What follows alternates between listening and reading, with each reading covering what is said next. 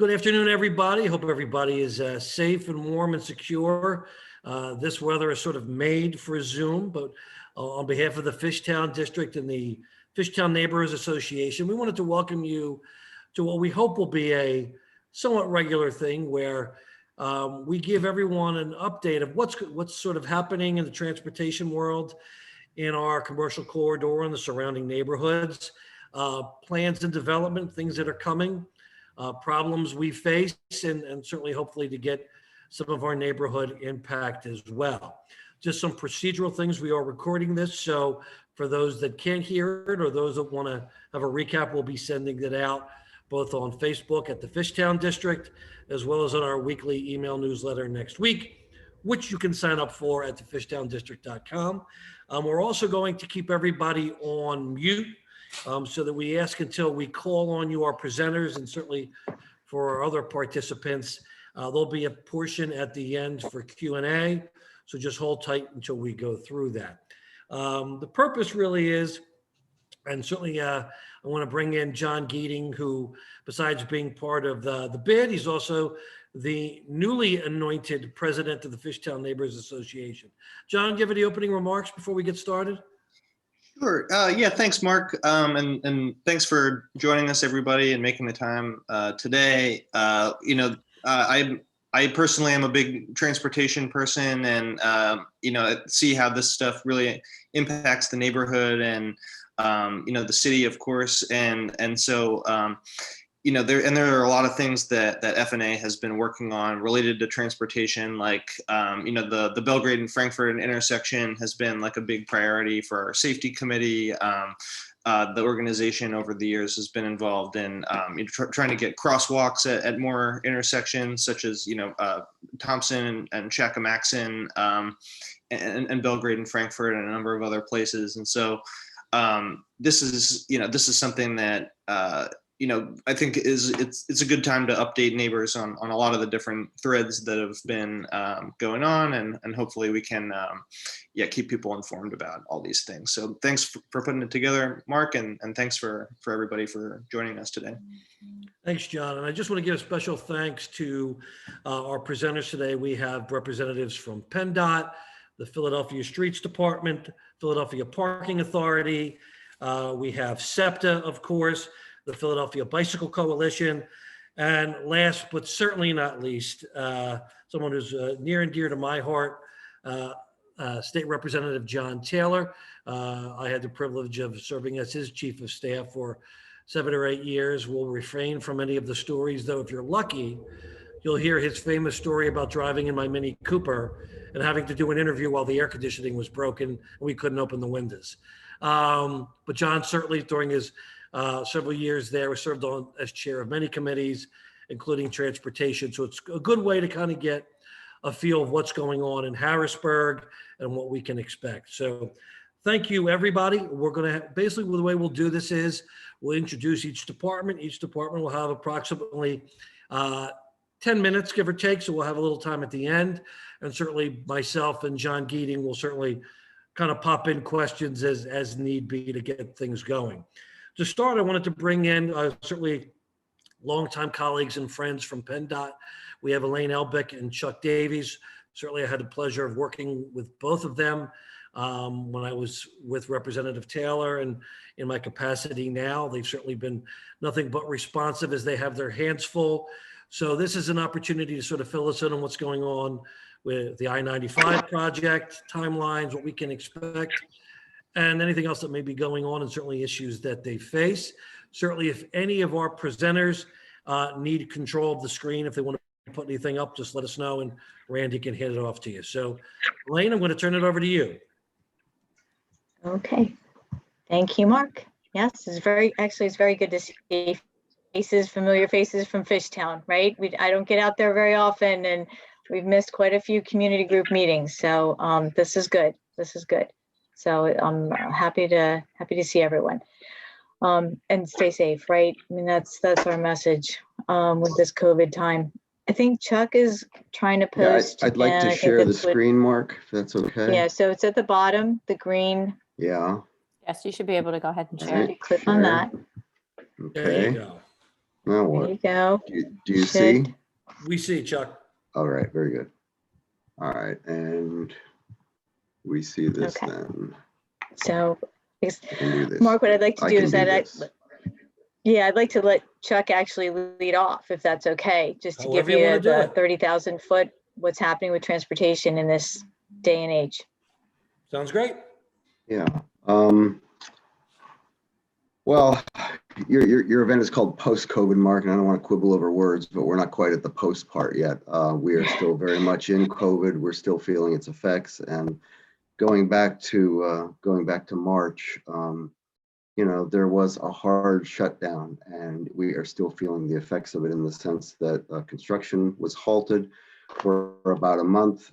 People were incurring costs. They were not able to invoice, same with consultants, but the dollar values on the construction side were much, much more significant. So that is all still playing out. Schedules were affected, but things did get restarted, safety plans in the field, and trying to get back to normal, but it was quite significant in its effect.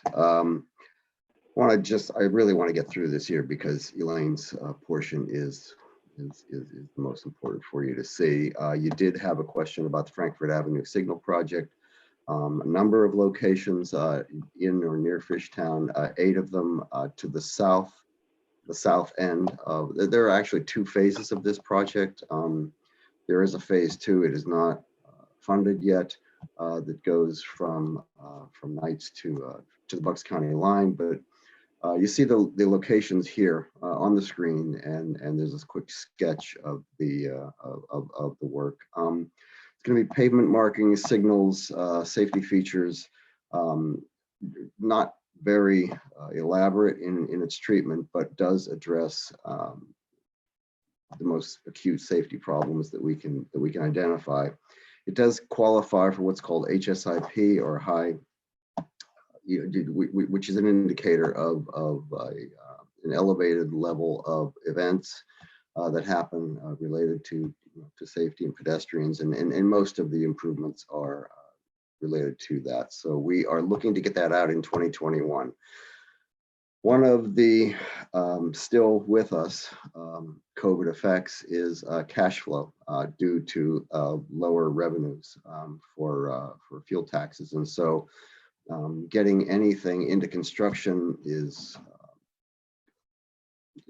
schedules are questionable based on the availability of funds that we can have for cash flow in any particular time of the year.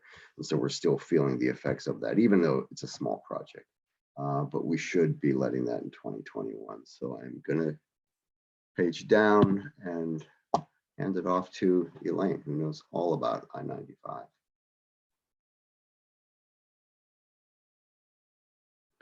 Elaine, you're on mute.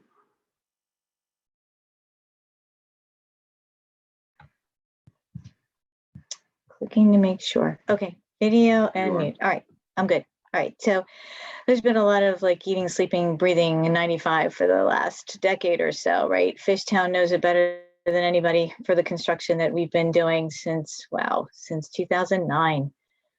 So we are luckily past a midpoint, right? The earlier phases were to do a lot of city street work. So we've thrown them up here on the screen, and they're all alphabetical, but I mean, it's colors on the page, right? So blue was city streets, and we're done. Last of the SEPTA work is wrapping up up in the Export Richmond area so that we can reinstitute the SEPTA 15 trolley. But that was a long-standing, ongoing project, right? Years in the making. A lot of impacts with mainline reconstruction. So we've gotten through a number of pieces, and there's one that was completed, noise walls and all, right? That was in green, just a couple city blocks near Penn Trading Museum.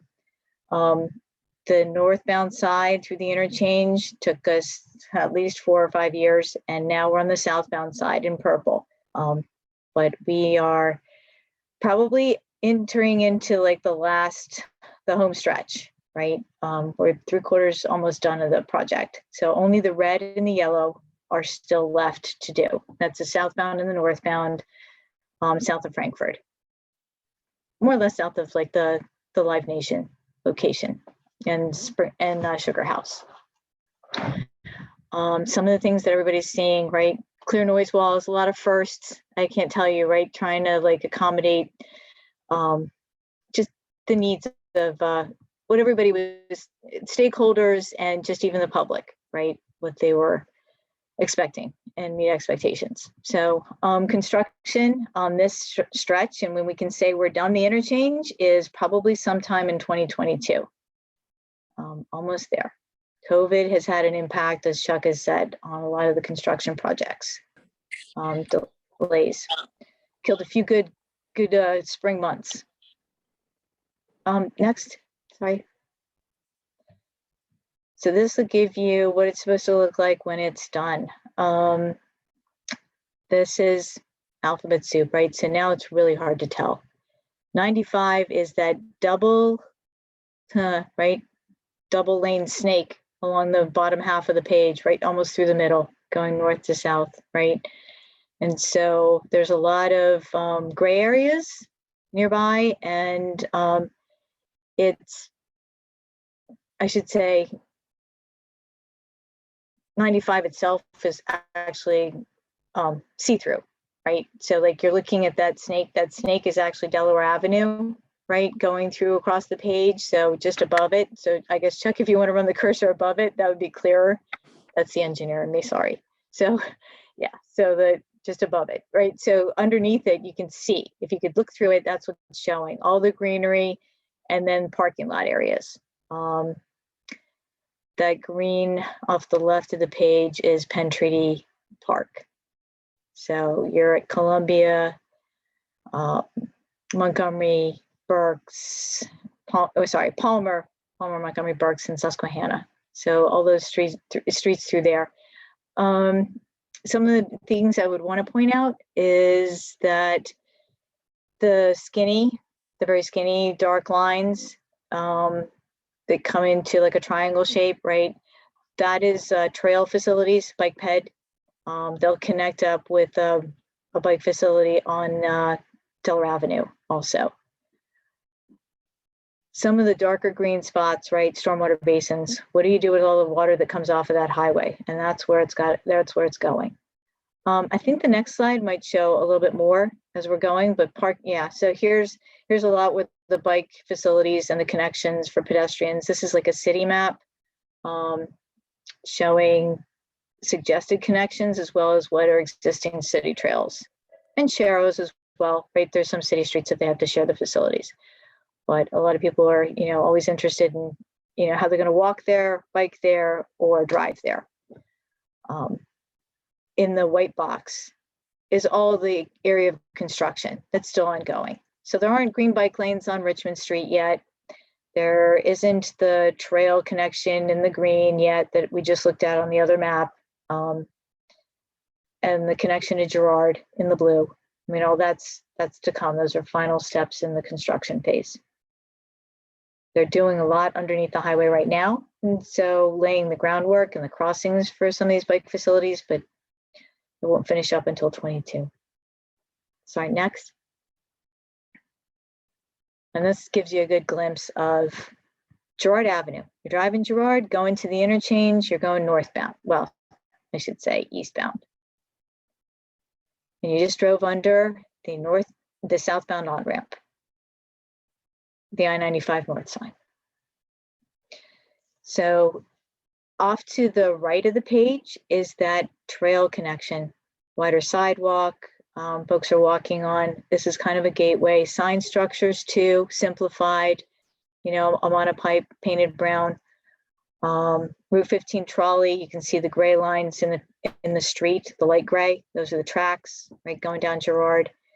Only the abutment on the left is shown where it's the cramped shipyard building, but this was a coordinated effort with the New Kensington and with even Fishtown, right? I mean, making them aware of it, trying to keep their heritage. So cramped shipyard building was one of the last buildings to go down, and we decided, owed to the shipping industry in that area where a lot of people still had, family members that they knew worked there. Clear noise walls. you're first in the state, right? So the 95 was the first. There's a couple little panels that were on GR2 near Penn Treaty, and now these are the first walls. So very progressive. Happy to have the residents on board. Next. Here's another one, a little bit hard to like envision because of the glare, but those are all the LED lights. The highway is at least 60 feet plus wider. You're standing actually on Richmond Street. Is this Berks? Yeah, this is Berks, looking south. So Palmer is like in a distance and you can't see the abutment or the form liner, but that was part of the reason for that lighting. It was important. Richmond Street was the first pilot for lighting for Center City District pedestrian lights outside Center City. And here we've put them up on the columns. So just a quick snapshot. It's part of the effort in trying to revitalize, parking areas underneath the highway to make them, more, I shouldn't say more safe, I would just say more useful. Next. This is like today and future photo, right? So rendering is off on the left side of what we showed everybody as we were painfully dragging them through all those public meetings and community group meetings. And then what's actually being built is on the right side of the screen. So you can see some of the squiggly lines. It's hard to tell that off on that left side of the picture that there's a parking lot, but you can see the very, very dark black material. And that's the parking lot that's in that rendering. That squiggly line, obviously, right, is the area where they're going to be putting down pavers. Shows up as yellow. I'm not sure why. I think that's supposed to be brown, but next.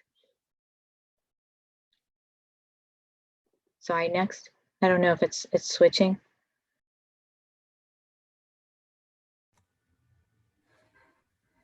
There you go. There it goes. Yep. Gerard. Happy us. Okay, so next on our schedule, right, is a couple of things. We're going to be integrating a lot of the congestion management devices, and our next construction section, out of order, of course, right, wouldn't be a bureaucracy without like something, some glitch. So we are doing GR8 next, and that's for ITS devices all around in the area. So that'll start in 21. So any of those warning devices you'll start to see for the cap down in the south end, some of those are going to start popping up. Another interesting item for folks is the Allen Street detour. It's this crazy little road that's sandwiched on the east side of the highway, and it only goes from Ann Street to Allegheny. Sorry, I have my picture things blocking it. Yeah, so it's up at the north end, right near that white building. The white building off the page is pretty much the Conrail building. So that will become, that's Allen Street detour, and we're going to be using it for construction. We might need it for one of the sections that goes out in 24 or 28, but when it's done, it'll become part of the East Coast Greenway, and that was coordinated with the city. So another way to get from here to there. Next. Yeah, I think it's the next one. Yeah. So in design, I got to move my little picture screen thing. Okay. In design right now that we're working on feverishly, trying, even with COVID, to make schedules happen and stay on track. Time is money, as everybody knows. So the next section we're proposing is in yellow. It goes right past the Fillmore South to Vine Street. Elevated portions and parts on retaining walls, underneath it, parking for the Fillmore, parking for, just in general, because it's not necessarily a Fishtown specifically, but it's all connected. And, you gotta keep up with the Joneses. So you can see in the photo, the Market Frankfurt L is making things little bit complicated because it's sandwiched right underneath the highway. So Spring Garden Street and the Market Frankfurt L are part of the efforts. And right in that area is a 5 points intersection, just a junction of a lot of city streets that we're working on with the city. Access points, right? The world changed a lot even before COVID when, Lyft and Uber came around, and folks are now using city streets totally differently as drop-off points. Not so much for parking areas or, for driving there themselves, but, lined up cars for drop-offs and pickups. So trying to fit the bike facilities in there and connections to the waterfront. Germantown Avenue was always a big connection for the master plan for DRWC for the waterfront plan. And so it's changed its tone a little bit. Frankfurt might be shifting to become that, or even Laurel Street. Next. I wonder if I should have, on the last one, I don't know, Chuck, on that last slide, CAP comes just off the south end, right? That's Ray Street where we stop, but then you've got Market, and then right where Chuck's hand is, that's where the CAP's going in. That's our first green roof. I'll put in a plug for that because I think it's a park close enough where people might end up tending to go. Next.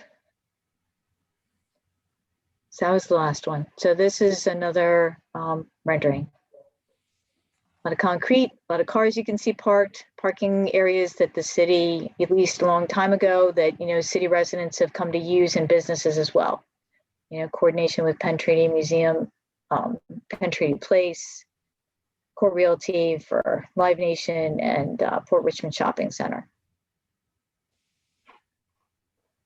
So I don't know if there's any questions about Elaine, this. what we'll do is we're going to wait till the end. We'll let all the speakers go, and this way we can kind of keep things moving. That was great. For those listening, Elaine and Chuck, I assume it's still 95revive.com to get all this information. And certainly if you have questions, please put them in the chat in case so you don't forget. We'll make sure we have time at the end, but that was very informative.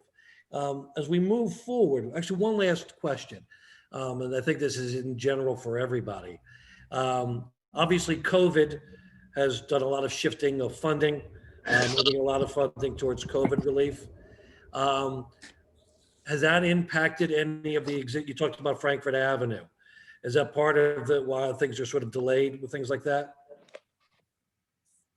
It is why all of our advertisements for construction, Mark, were delayed starting at the end of the calendar year 2020.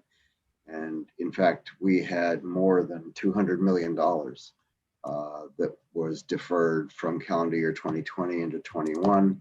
And we don't know if that is going to roll over into 22 or not. And so that is a significant amount of investment that the region may need to forego because of the shortage of revenues. And so we have to try and make that up within the limits of what the department can sustain. Got it. So basically, so we will keep in contact with you as things develop. Yeah. So it's like dominoes, right? exactly. Everything that bumped out of last year because there was a shortfall bumped into this year, bumped the things that were in this year into next year, and next year into the year after. So after a while, it'll probably level off, but it's going to be a few years. Elaine, I'm just so thrilled to seeing the work being done. It seemed like for years when I was with the representative, how many meetings we must have had about planning and replanning. So it's great to see the work coming to fruition, and it looks great. So thanks again, guys. As we move forward, I wanted to bring up our colleagues in the Philadelphia Parking Authority. We're joined today by Executive Director Scott Petrie. Fortunate to know Scott back in his days in the House of Representatives, and he's certainly done a wonderful job with the Parking Authority. We also, I believe, Ed Thornton and Corinne O'Connor are on. So one of the reasons I wanted them on today is besides just to talk about issues they face in this new pandemic world, but also we and other groups had reached out to them, actually first in 2016 and this year, to talk about ways to help the commercial corridor parking problem. I believe we're the only commercial corridor that I know of that has free parking forever, where you can leave your car and come back for a year. So I know we had asked for a study to be done about bringing 3-hour parking to certain areas on East Girard and Frankfurt. So I'm going to turn it over to Scott and his team to kind of give us a little bit of an update. Well, thank you, Mark, for inviting us. We're pleased to be part of this. I think it's a great idea, and it's always good to get the message out of where things are.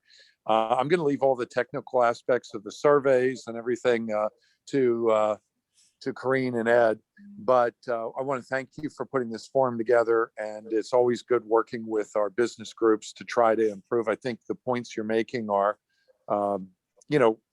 very salient. That's what parking is all about, turnover and lack of turnover. We saw, I'll just share, during the COVID shutdown, the whole city experienced that same phenomena. It took a while for people to realize once they got ticketed that they had to move. And these are public spaces.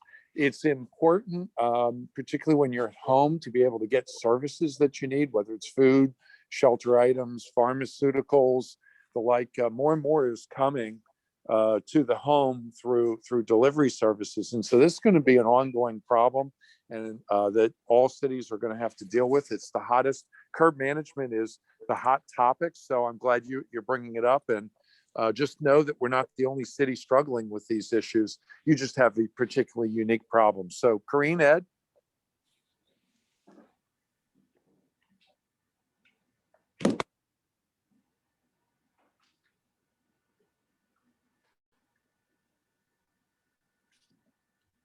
Corinne and Ed, if you can unmute, that would be great. Friday.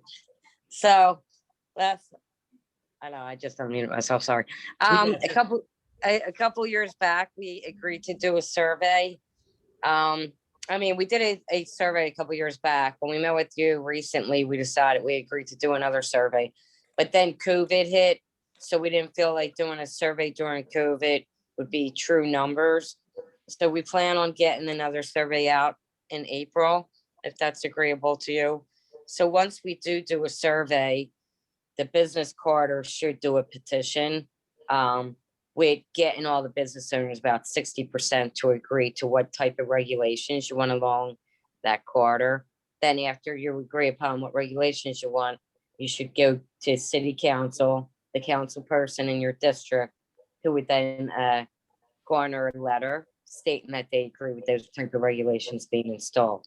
Then we can install the regulations, keep it up for about 8 months as a pilot. And then if we don't have any kind of person that doesn't agree with those regulations, then they could become permanent. So that's our suggestion of what to do to move forward on these regulations. And Corinne, to become permanent, that would be by city council ordinance, correct? Yeah, so once you put up the temporary ones and they're up for 8 months, the 8 months is a pilot, they'll then become permanent. Because we'll have that letter, and then we would send over documentation to the city's legal department, and they would put it into like basically their books. So they're legal regulations and they're permanent. The last study that you had, do you recall when that was done? 2016. Okay. So it's been a while. I know it's been a while, because I think at the time, and we revisited again, there were thoughts about 3-hour parking. Was that viable in the areas that you looked at? I know it was back then. I don't have any problem with 3. Unless Ed wants to chime in, but it's really what you want. We don't normally tell you what to do, but 3 hours, if you're a business corridor, and say you want to see turnover, most business corridors do 2. If you feel like 3, because people may stay longer on the businesses that are up there, then that's for you to decide. Because someone might come back and say 3 is a little too long. I'm losing business at my my type of business that I have. Lunch only takes 2 hours. people aren't finding parking and it's actually hurting me more than helping me. And Corinne, you indicated in April we'll have a new study, which obviously it's time to do. How long do those normally take? I would say a week or two, because they want to go out morning, midday, and then at night. Gotcha. Okay, great. Corinne, I'm sorry, this is Ed Thornton. So we generally would do 2 weeks of parking studies so that we could get a good feel for what the parking patterns are. Great. And is April chosen simply because it's a little warmer and a little more realistic about the parking trends? I would say, I mean, we're looking at hopefully in the spring, more regulations and with COVID is going to be lifted. Maybe they'll get up to like 75% at the restaurants and more things will be able to be open. So that's what we're looking for. And for the pilot program, I know there's once if that's decided to begin, what's the notice requirements that the neighborhood and community get before it starts?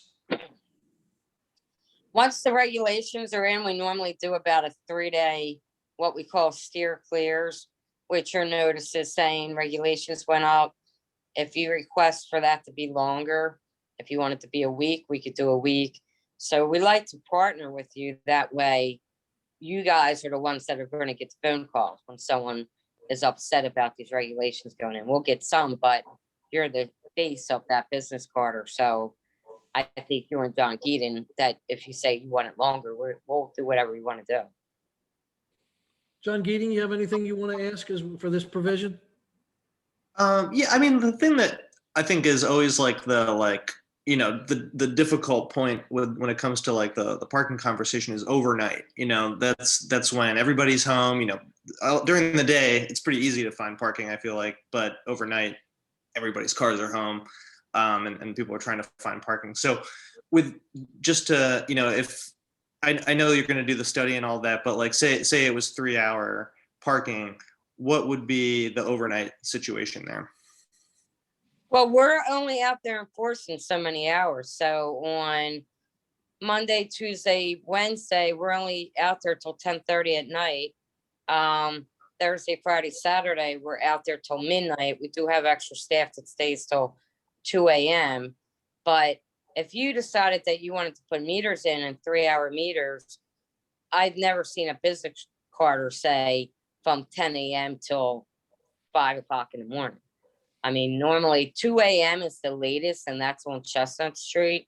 That's dead in the middle of Center City. So were you looking to go really late into the night or 24 hours? I know as a business quarter, we were not.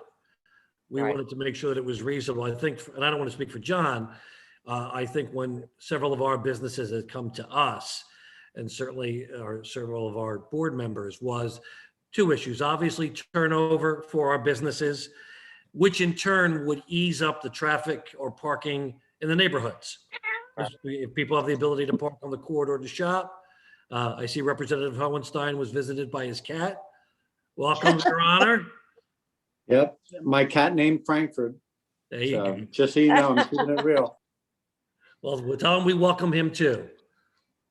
But also ensure that there's not people then, okay, well, I'm trying to go to a restaurant, so I'm going to go park on one of our residential streets. So that's really the goal that we're looking for, with obviously at night at some point a cutout so that people can still park their cars and do what they need to do.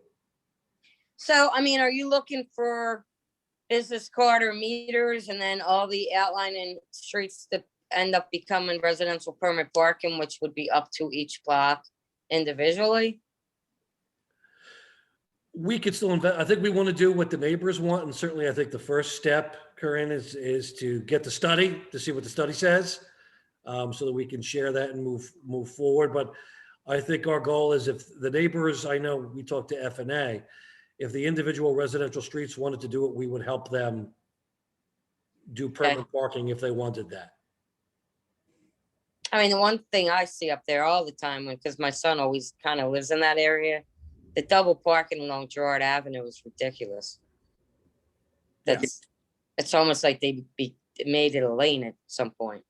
So this is something where like I'd like to hear, what you think about what would fix that, because I think that that's like a thing that comes up all the time. Like we see crosswalk parking, we see double parking, we see people, parking too close to the edge. And then like if you're, I'm a dad of young kids, I'm walking around with my stroller all the time, and like I'm like having to like go way out in the intersection to like see if anybody's coming. Like it seems like, it's kind of like a no rules environment right now that's like exacerbating those kinds of problems. And so we'd want to see, I think, people try to solve some of those problems with the double parking and loading zones. That's always like a thing, people pulling into illegal spots because there aren't legal spots open. And also, I mean, like even with the loading spots that exist, like you see people still like double parking anyway, even when there is like a spot to pull into. So I don't know, like this is above my pay grade, but I'm interested in hearing what the solutions might be for things like that. I mean, personally, I think when you don't have any regulations, once I park, I'm not moving. Why would I move my car for 2, 3, 4 days at a time? There's nothing to make me move. So then when someone does come along and they want to pick up a pizza or go get something done, run in and do something, there isn't any turnover on those streets because there's no regulations. So once you start putting in regulations, it's going to force people to move out of that spot eventually. Then there'll be more parking spaces that are open. But Ed, you want to chime in? You have any other ideas? I think that for that area particularly, we should include that in some of the studies that we do so that we can determine what's actually happening there in terms of, parking patterns. So we're talking about Gerard Avenue and the loading zones and double parking and all that. Well, we should include that as part of our study.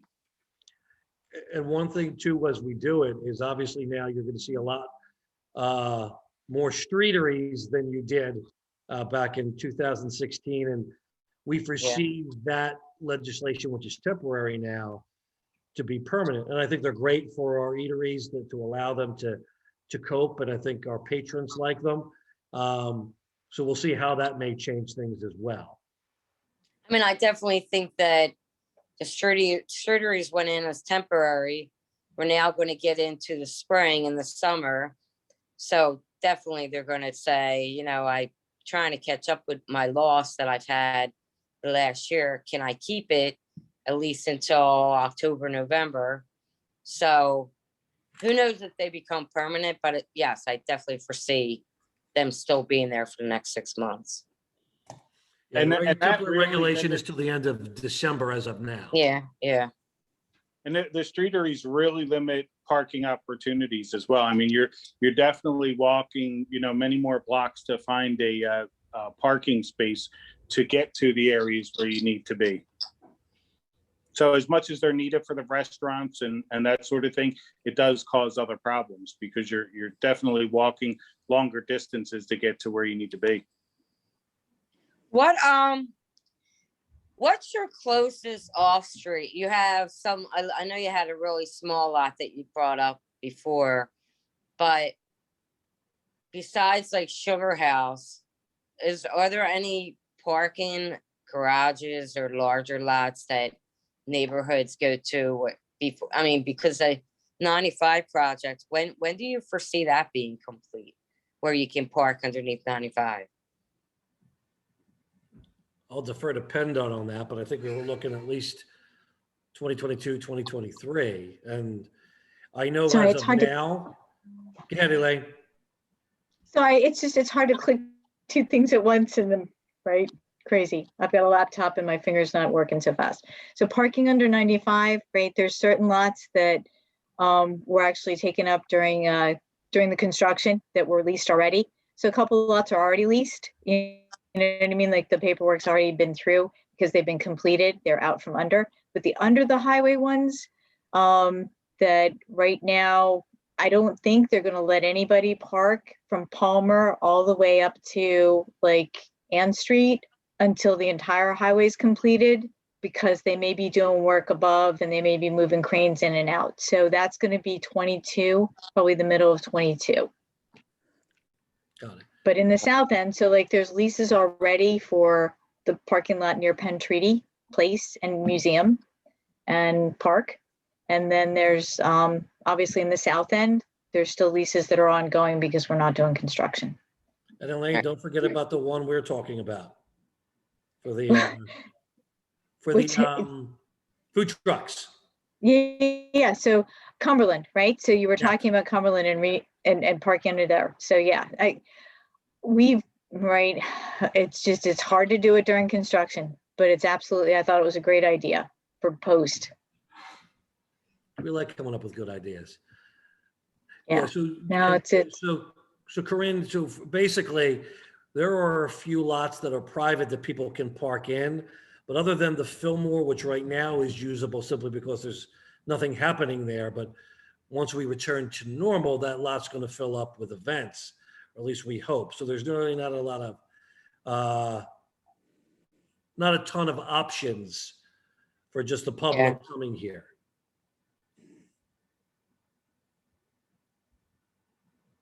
Great. So we did have the one question in chat that I think is something we should point out. Business owners, if their vehicles are registered where they live and they don't live within that residential permit parking zone, they're not going to be able to get a pass.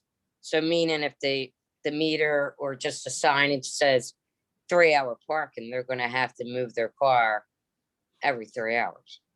Now, if it's a metered spot, they can keep paying the meter or meter up every 3 hours. You don't have to move as long as you keep paying. Understood. All right. John Geaney, is there anything further before we excuse these folks? No, I think, we'll look forward to, seeing the results of that study and getting more info at that point, I guess.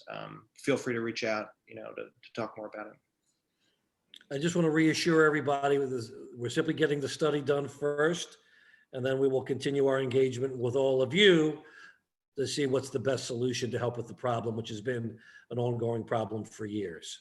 But we appreciate Corinne, Ed, and Scott for their time and their hard work, and keep up the great work, and we look forward to our continued work together. Next up, I want to bring up SEPTA. I believe that Wendy Green Harvey at least is on from SEPTA. We're fortunate that we have some major transportation hubs here through certainly Front and Girard. We have one at Front and Cecil B. Moore. So I'd love to hear a little bit about how COVID has impacted that, as well as any possible plans for 2021, as well as I know we've, and I want to thank all of our groups because they've all been part of, we're doing a master plan with ISA Architects to help revitalize, beautify our corridor. And all of these agencies that you're hearing from today have all taken part of our working groups to be part of the planning. So we appreciate that. So Wendy, I'm going to turn it over to you. Thanks, Mark. I actually have a couple other SEPTA colleagues online. Lex Oh, great. Powers is from SEPTA, and Kate O'Connor. And I'm going to defer to Kate because she has to jump off for 4 o'clock. She is our Chief Engineering Officer, so she would be able to speak to any sort of construction and station rehabilitation plans. So Kate. Yeah, thanks, Wendy. So the only thing really in the works right now at Girard is we are currently in design for station entrance improvements. If you're curious what that looks like, we've done similar efforts at Somerset and Tioga stations on the L. Essentially, it's to improve the safety and security of the station for our customers. So that is in design, and we will be moving ahead with that. Depending on how quickly we can get our design approved, we would then go to Art Commission and then go into construction once that's fully approved. And that's really all we have at Girard right now at the L station. That's great. How has COVID impacted your usage in general? Well, I know I think Bob Toomer's on the call too from operations, but we certainly have taken a heavy hit in ridership from COVID and other factors of the last wonderful year and some. So ridership is down, but you know, transit will rebound hopefully, and we'll get back to where we started. It's just going to take some time and significant efforts. I mean, this station entrance improvement will hopefully help with some of that. We're trying to prevent having people loitering on the stairs and, you know, blocking the passageway of our customers. So essentially making the station itself more inviting to our riders. So things like this, we're hoping will help bring people back to the system. Great. I'm going to defer it back to you guys if, you know, if there's anything you've pre-planned before we throw you some questions. Well, you know, so COVID, when you inquire about COVID impact, because, you know, people are working from home, by and large, the ridership has taken a hit. And what has increased is a vulnerable population that has taken over many sites, many stations, you know, some folks that ride the L all day, every day, ride the subway all day, every day, ride buses, has certainly been a big challenge for us. You know, and we are working with a few city agencies to come up with some sort of solution, because this is not just a SEPTA problem, it's not just a city problem, it's a societal problem, and there has to be a comprehensive collective effort to come up with a solution for it. Our SEPTA police have partnered with an entity called Marikey, who are essentially social service, a social worker agency. And so, you know, they are, you know, of course, trained to, you know, approach persons who may need help, but aren't sure what ways or where to go to get help. So that's one of the things that we've been doing to start to try to combat the issue. You know, working from home, we don't know how that is going to, some companies, let's be real, are not going to come back to Center City. Some are, you know, our ridership, we don't expect to increase until we begin to see, you know, what businesses are going to have their employees return to work. And so, you know, it's hard for us to say right now. Of course, we're in conversations with, you know, a lot of the major employers in Center City on a pretty regular basis. But, you know, at this point, none of them have said, you know, given a definitive date for having their employees return to work. And so, you know, that's just a constant conversation with folks. So yeah, that's where we are. We, you know, I would not be honest if I wasn't saying, of course, we are losing money on a daily basis, have been over the past year. And you know, as Kate said, we expect to see, eventually hope to see transit come back before we see regional rail come back. So still very much a wait and see game for us. I know Kate's got to jump off. Just a quick thing about the, is there anything specific you could tell us about the type of improvements you hope to do over Front and Girard? Sure. So what we do is on one side of the station, we add roto gates and emergency exit gates so that it forces people to use that as an exit only, that side of the station. And it avoids having people just kind of laying about and loitering on the steps and blocking passage for other people that are legitimately trying to ride the system. Got it. Great. Trolley, Girard Avenue.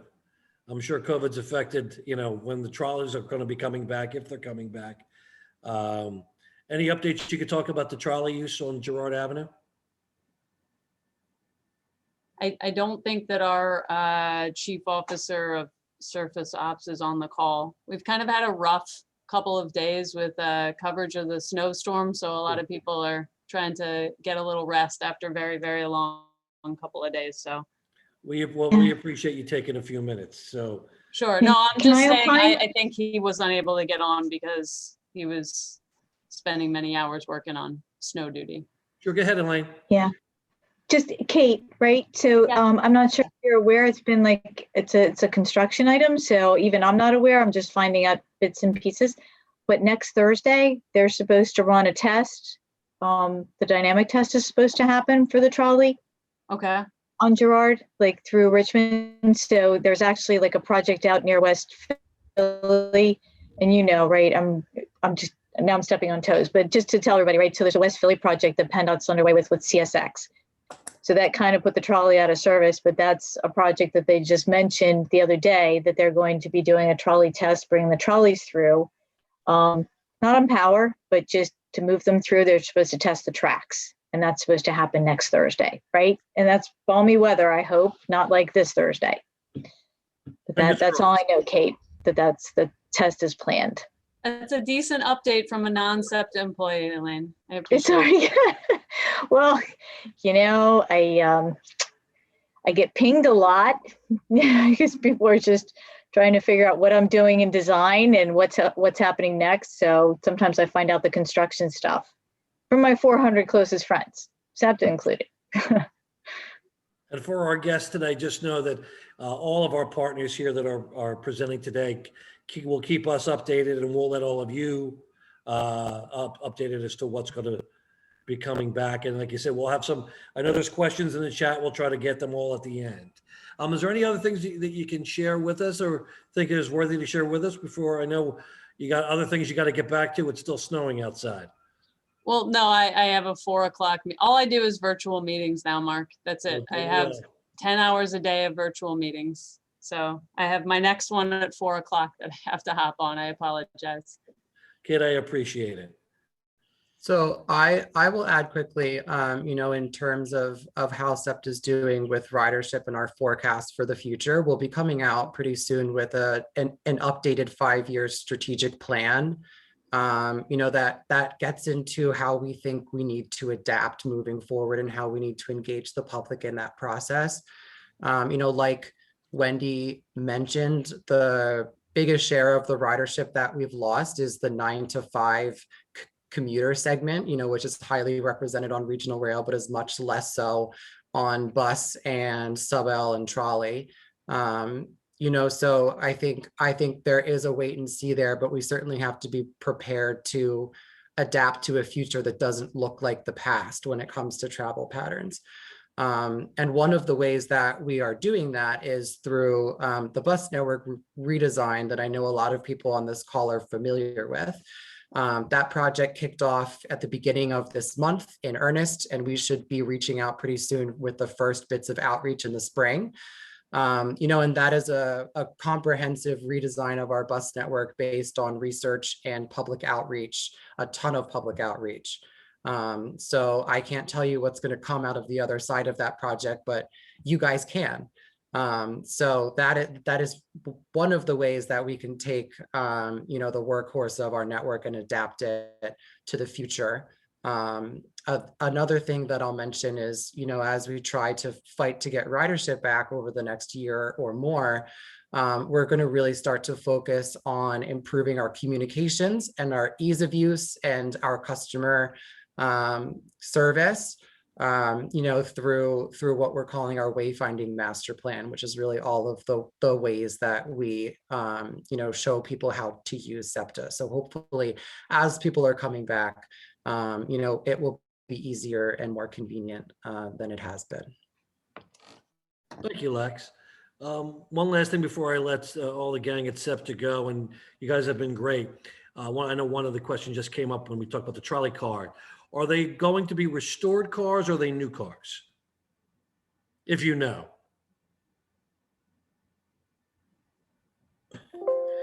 I think that that is still under discussion.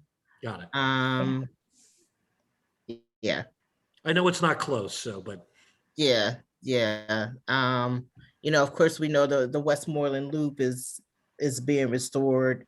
And there are islands that were being built, they're being built there to accommodate trolleys, so. Trolley and busing. Yep, trolley and busing. Yeah. Sorry, it's just, Yeah. when we put you guys out of business, I took it to heart, right? So like I keep track of this so closely to make sure that we put you back in service. I mean, I've been through so many folks at SEPTA, just trying to make this work. But yeah, so you're right. We're still working on that. It's still, they're finishing up that Westmoreland Loop for sure in construction. But I think when they do that dynamic test, they're supposed to light everything up, switch the power on, to test it. So we'll find out, I guess, next Thursday how everything works, because we rebuilt it for you guys, and gotta only hope between two contractors, we, dug from both sides of the mountain and we met in the tunnel in the middle. Okay. All right. there you go. Partnership. Sounds good. Wendy, thank you. Kate, Lex, thank you so much, guys. We appreciate it. Is there anyone from the Streets Department on the call? I didn't see Rich Montanez. Going once? Bad weather day. What's that? I said, I was saying it's a bad weather day, right? I mean, I hear that all the time when I schedule with them. He's like, can't make it. You know what? Well, I think John Keating and I can jump in. And Elaine, you and Chuck B probably know this. So one of the big questions we get all the time here is when the roundabout at Frankfurt and York, when that will start. Is there any guidance that you can give to our participants today as to, if you know, when that may be? Weather permitting, of course. Yeah. So I'm not sure if Chuck has an update from the Frankfurt. I mean, I looked at it and I had plans from, from 2020, right? March or February.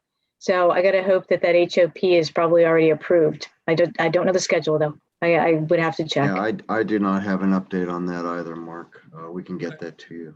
If you can let us know. I know what we've heard is that things were progressing soon. So any update would be great, I think, for the neighbors. Also, I know there's plans being discussed for Frankfurt and Lehigh. Is there any updates you guys can give with that? Because I think PennDOT's involved with that with streets as well.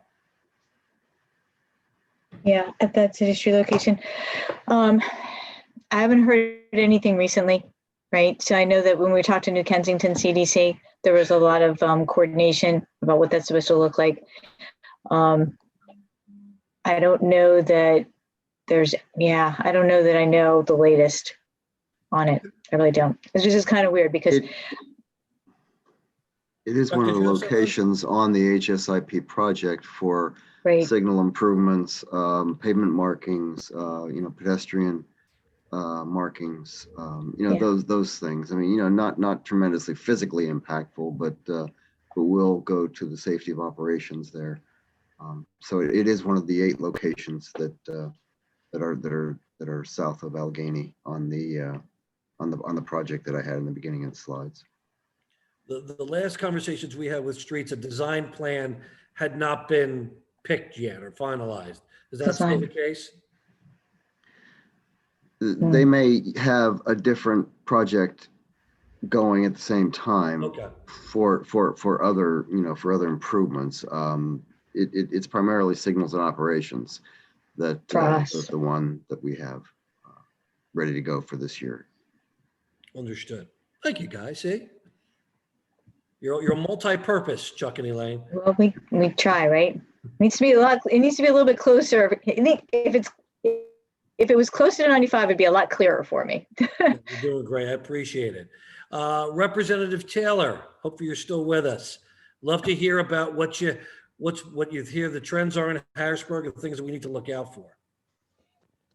Thanks, Mark. I think first your audience probably wants to know why you invited someone who retired from the legislature on.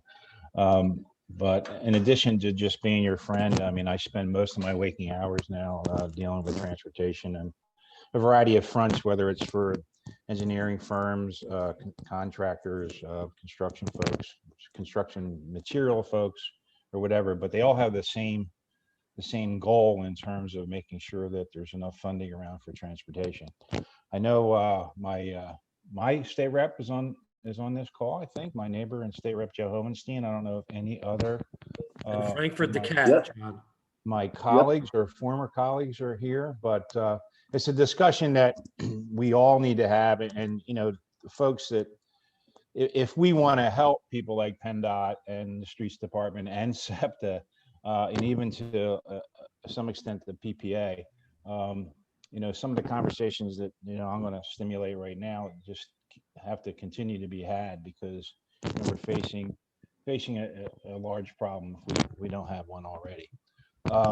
In terms of roads and bridges, I mean, one of our problems is that we've always had a severe deficit, even with Act 89, because of the lack of federal funding that followed Act 89. So the last Transportation Advisory Commission study had us at about $5.8 billion in the hole in terms of bringing roads and bridges up to, you know, the appropriate level. Now, in talking to some PennDOT officials as of last week, we're probably at the $8 billion level. I think the good news is that they're ready to issue another report, a more up-to-date transit report about their trials and tribulations. And you know, the roads and bridges aren't really funded from the general fund. They're funded from the motor license fund, which has an ongoing problem because money has been siphoned off over the years for the state police. Now that has been diminished. We put some things in place well before I left that has less and less money leaving the motor license fund, but it is still a problem, particularly with COVID, with less and less people on the roads and less money going into that fund. In terms of transit, as many of you know, that in one of the more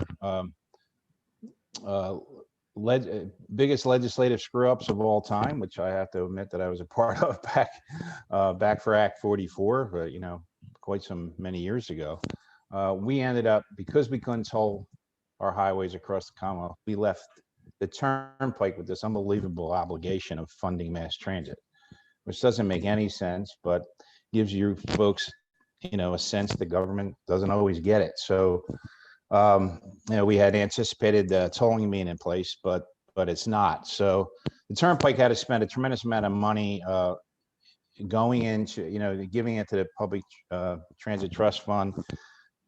Act 89 sort of rolled that back. So mass transit is facing like a cliff that it's going to go over at the end of next year. So, you know, we have some serious things we're facing. I think back to the back to roads and bridges. Some of the solutions that were being talked about just yesterday, PennDOT announced a number of plans to toll bridges. I'm going to say bridges because, I mean, a lot of our interstates and a lot of our roads are bridges, which they have the ability to do with or without the legislature. And that's going to be controversial. And I'm sure Joe can comment on that because some senators have already weighed in that that's a problem. But I think it's an idea to further fund mass transit, roads and bridges and supplement the motor license fund. The other is to try to get those with electric vehicles to contribute to the motor license fund. Obviously, if it's because we rely on gas purchases at the wholesale level now, people with electric vehicles or escape that. So we're looking to have them contribute as well. So, but the thing that's probably going to happen in the short term is that the general fund try to at least accelerate some of their payments into the motor license fund and to the Public Transit Trust Fund. That'll be the easiest thing. I'd love to know that we're going to try something very innovative and new, but that may be hard to do.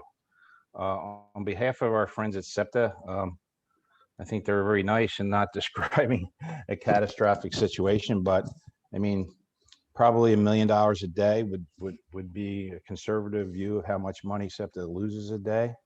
The good news, at least temporarily, is that the federal money, both the stimulus packages that occurred, is probably going to keep them, pretty whole and afloat for at least a year and a half, and then hopefully between the stimulus monies coming and some infrastructure money coming from the feds, that'll be helpful. I think at the state level, I think we're very dependent on what the feds do or don't do.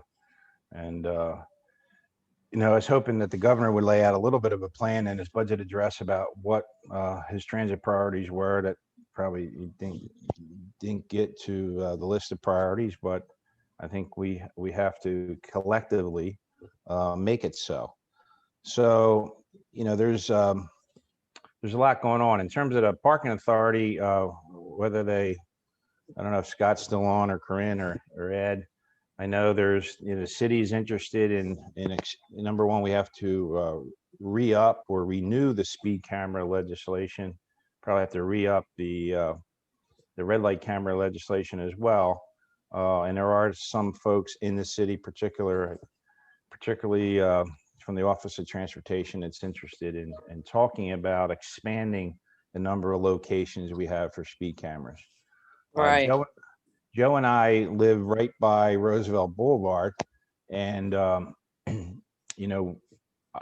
waiting to see the facts and figures about whether or not the speed cameras have made a dramatic difference in the number of accidents and deaths. But what I can tell you from driving it is that people have slowed down on that highway. And I know that there is a push to expand that, and Joe and any of the other legislators that may be on a call, hopefully can be helpful in that. I think. Oh, go ahead, Corinne. So red light is active until 2027. And speed, that 5-year pilot, yes, that's up in, I think, 2023. Right. So behavior has changed. The only thing, so we're going to be doing an end of year report, like around April, we'll get it up to PennDOT. But the crash data that I have from the state and the city only goes up to 2019. And that program, the cameras didn't get installed till 2020. So unfortunately, this year, I'm not going to be able to say that it affected accidents.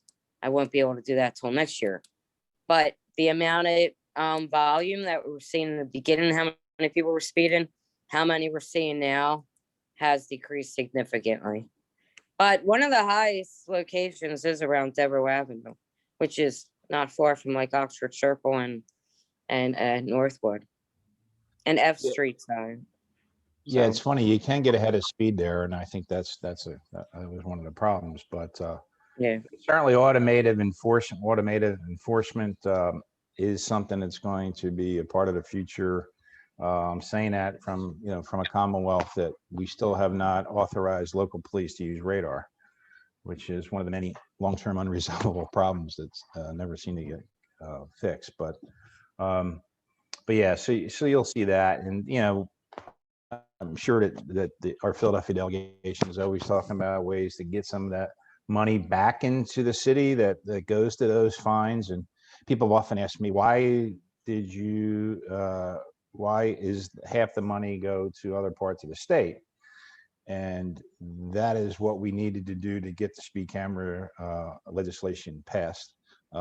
Secondly, I think it's a fallacy to think that only Philadelphians get those tickets. So I'm sure people passing through, that's a major thoroughfare from at least Montgomery and Delaware County into Bucks. So a lot of people get those tickets. But with that, I think we just need to collectively keep talking about this. I think PennDOT is going to be making further announcements in the coming weeks about initiatives. We're still talking about whether or not we need to borrow money to keep projects afloat. As Elaine and Chuck will tell you, we had a pretty big delay in projects in December, and we want to try to avoid that. So they're working on it, but I think collectively I think it's going to take community groups, it's going to take editorial boards, it's going to take everybody that has a voice to continue to talk about this. And again, I think we have the, overwhelming support of the Southeast delegation and all the legislators in the Southeast, but it's a big state. There's a lot of viewpoints, and it's going to take a tremendous amount of work to get that done. With that, Mark, I'll stop. And if Joe wants to make any comments or anybody else. We have a representative you want to add? Yeah. Certainly you're up there Yes, every day. Yeah, I just want to add, I mean, I think that last point that you were making, Rep. Taylor, about getting other people on board. One of the problems that I've recognized just in my short time in Harrisburg is how much the rest of the state just doesn't respect and understand what our city and our region goes through, and in particular with mass transit. I think the idea that we have to get SEPTA funding away from MLF and the Turnpike. We've got to figure out something more sustainable. And big piece of that is going to be convincing everybody out in the outer regions of the state what value comes to them from having a strong transit infrastructure in the city and in the 5-county area. And if we can do that, then we can start to turn the overall trend toward appropriately funding at a minimum transit as part of our infrastructure. But those are tasks that I'm glad to see that you're back in the game on that, John, because you're an important voice that people out there respect coming from Philly. And if we can do some of those things together, I think that definitely everybody in the Philadelphia delegation wants to see that happen, because we need SEPTA, and we need a stronger SEPTA to be able to continue to provide the kind of drive in not just transportation, but the economy in general for our region. So. Yeah, and COVID permitting, Joe, I'll be out there a lot. And I know you're on the transportation committee now, which I was glad to see. And one of the things we can do collectively is I have some ideas that we started to work on to incentivize rural Pennsylvanians and rural legislators to be a little more receptive to SEPTA. Not that they're going to change their opinion about Philly, but if we can put them in the same in the game in terms of getting help for their constituents. Their constituents can't get around either.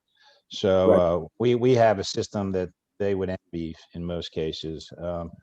We do have to get them to appreciate what we do have and do some maybe innovative things to get their folks to work into. Right, to get their attention, like you said, get them. Yeah, and there's some stuff out there that hasn't been pursued, so maybe we'll have some ideas. Yeah. Well, if we can't get together in Harrisburg, maybe we'll take a walk around the neighborhood one of these days, John. Talk some of that through. Yeah, you might have seen my grandson shoveling. He was out there doing the payment yesterday. Oh yeah. Well, John. All right. By the way, he's 4, right? Not even, but you have to learn sooner or later. Thank you, guys. I know this is running a while, but we're getting a lot of information here.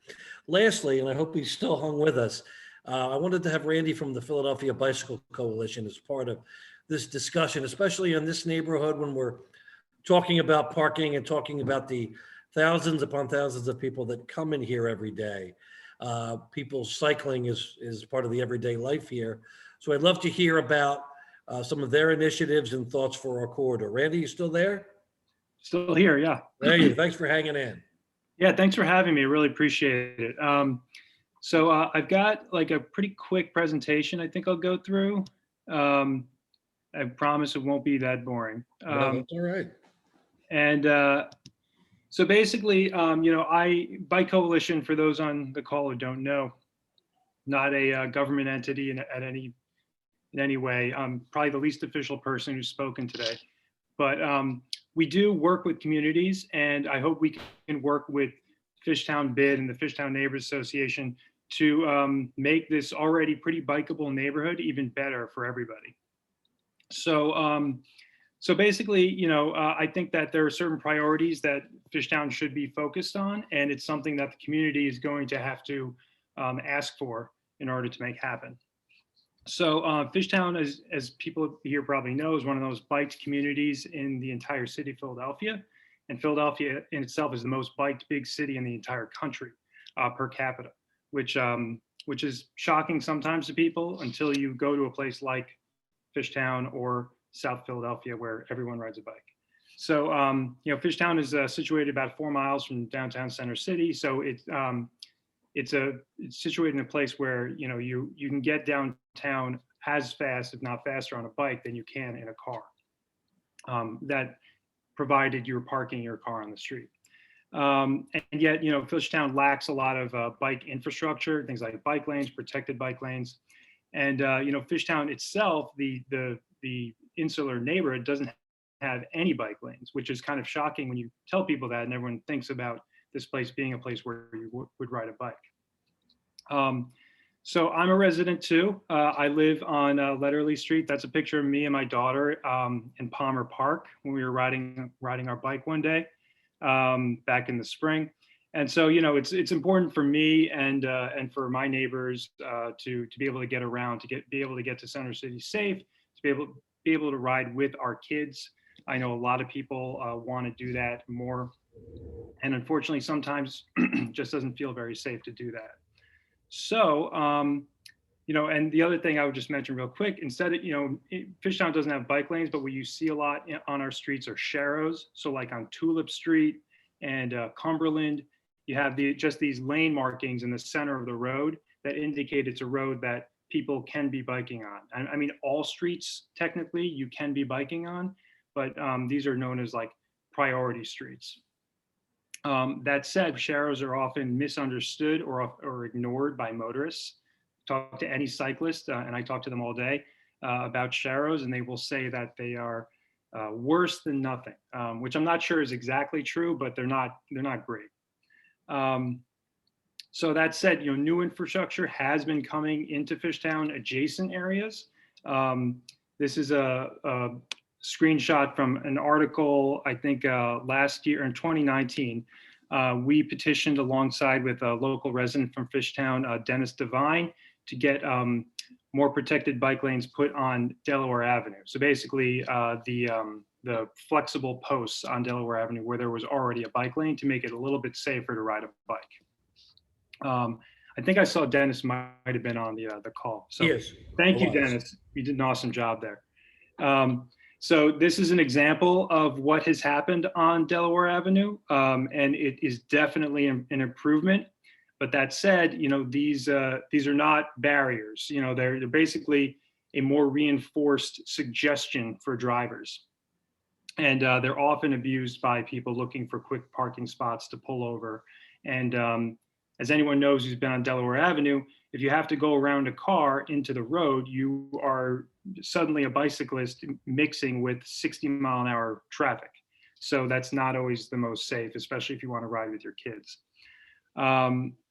So that said, there are two high-quality pieces of bike infrastructure that are going in near Fishtown that I want to talk about, because I think there's a really great opportunity for the neighborhood when it comes to these two pieces of bike infrastructure. This first one here that I'm showing you is American Street. So American Street is getting Philadelphia's first raised protected bike lane, which is basically a bike lane put in with concrete that is raised a little bit off the ground, so that it's sort of like a physical and more of a cultural barrier for people who may want to park their cars in it, which is I keep on mentioning that, but that is the main problem we have with bike lanes, is that they'd be great if you could just put down a line of paint and no one would park in them, but that's not what happens. So this will be Philadelphia's first raised protected bike lanes, and it'll be a really important corridor between North Philly neighborhoods and Northern Liberties. It's going to go between Indiana and Master Street, and will eventually connect people to Northern Liberties via Germantown Avenue. So for those who are not aware of where this is going, it's basically this here. So obviously you're in the West Kensington, North Square, Old Kensington neighborhoods here. You're starting up here at Indiana and you're going all the way down to Master Street. So this in itself is not in Fishtown, obviously, but it is close. And I think that with the right plans that we could potentially come up with together, we can figure out a way to get people there safely. Because once it is done, you're going to see then it connect here. It's going to connect where you see the A. That is where Germantown Avenue starts.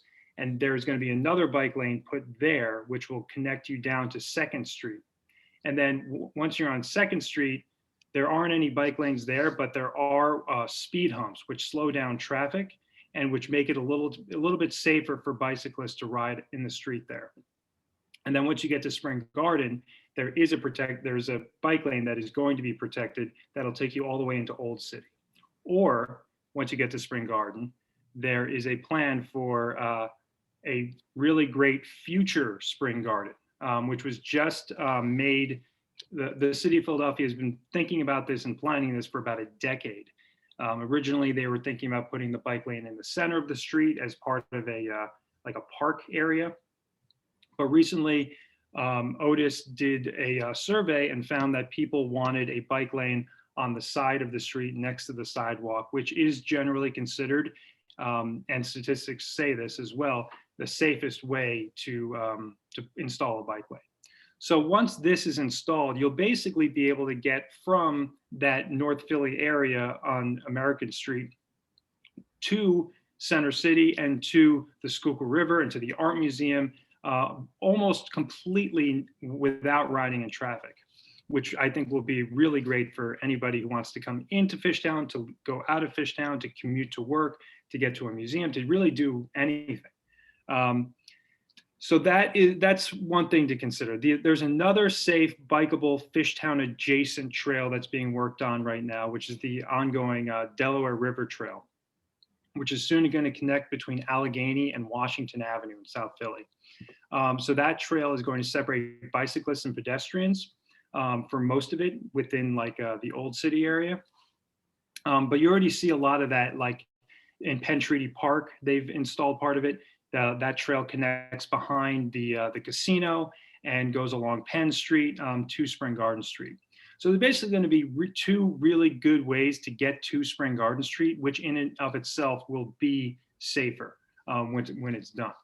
So like I said, those two trails are not really in the neighborhood of Fishtown. And I think unless people here really want to start getting into fights about removing parking, I think we can all work together to find maybe calm streets or ways to calm down certain streets in Fishtown to lead people or to encourage them to take those streets to these two trails so they can get to wherever they need to go.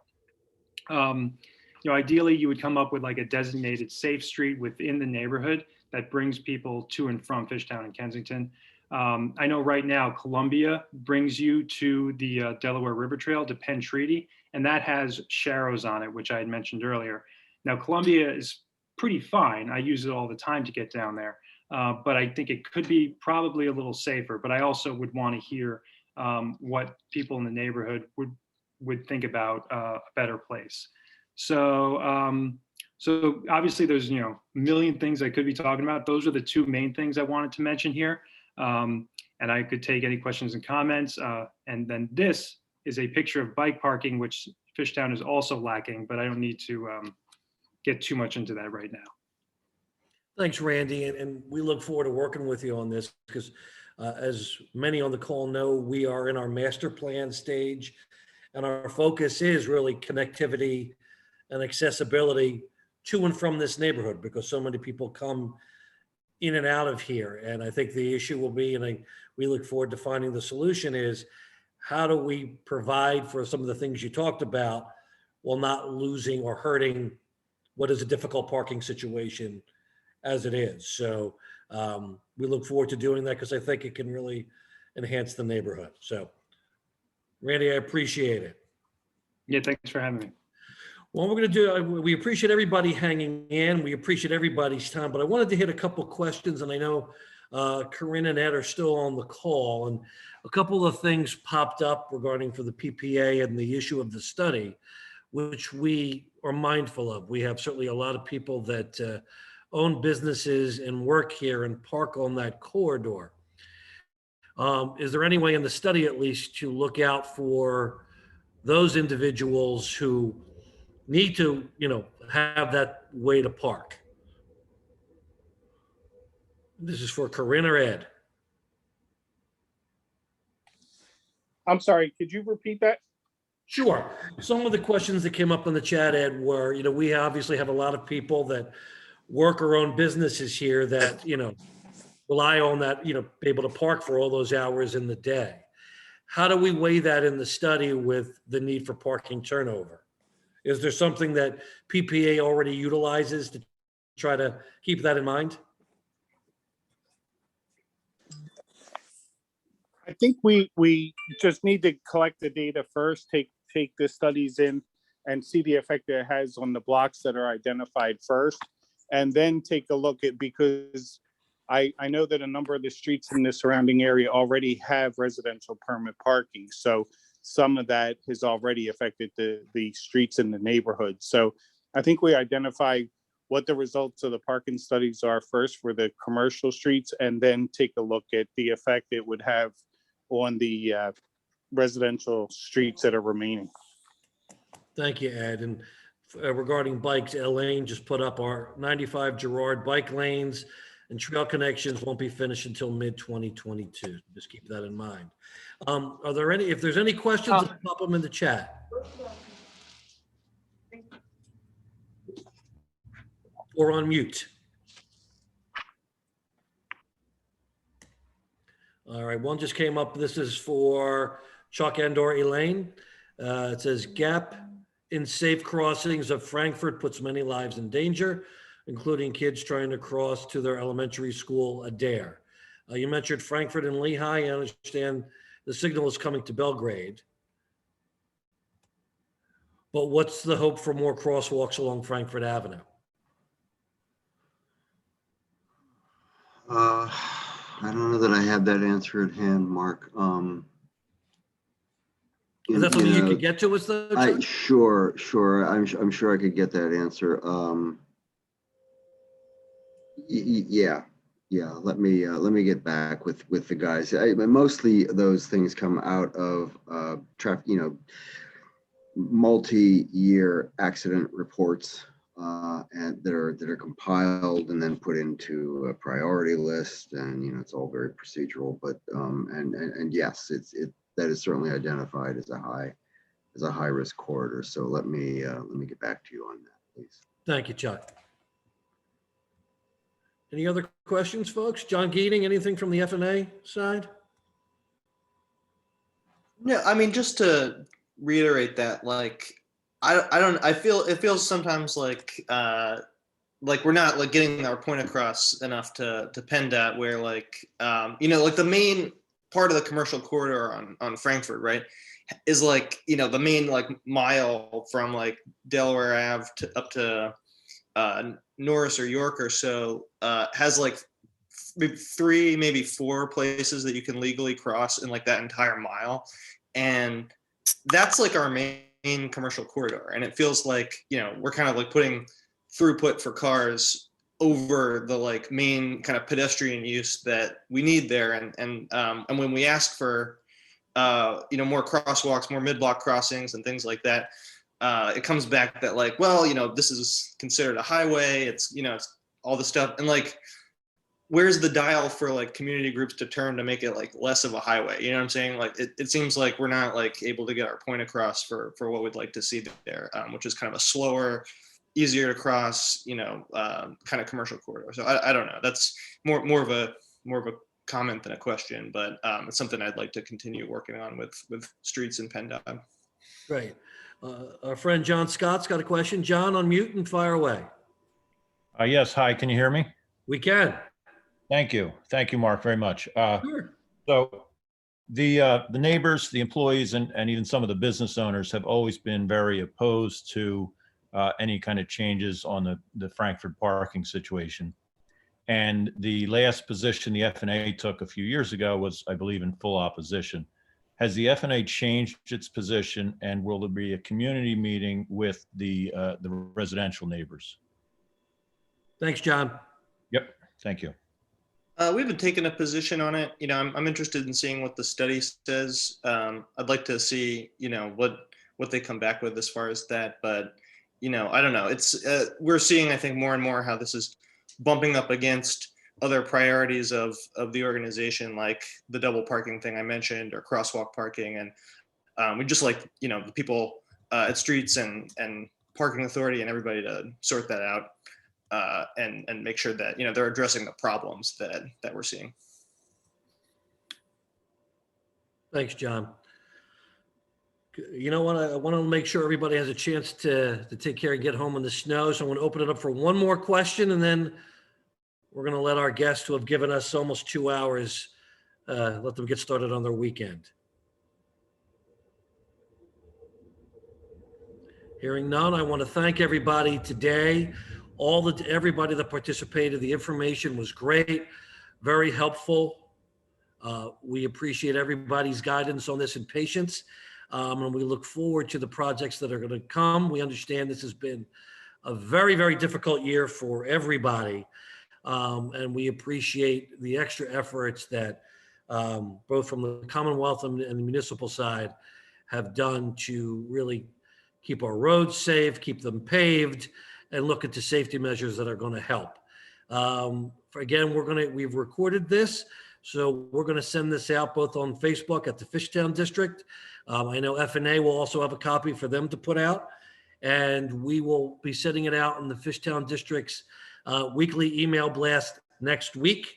If you're not already getting it, go to the fishtowndistrict.com and sign up for our newsletter. And with that, thank you all very much. Be safe. And have a great weekend, everybody. Thank you, Mark. Thanks, Mark.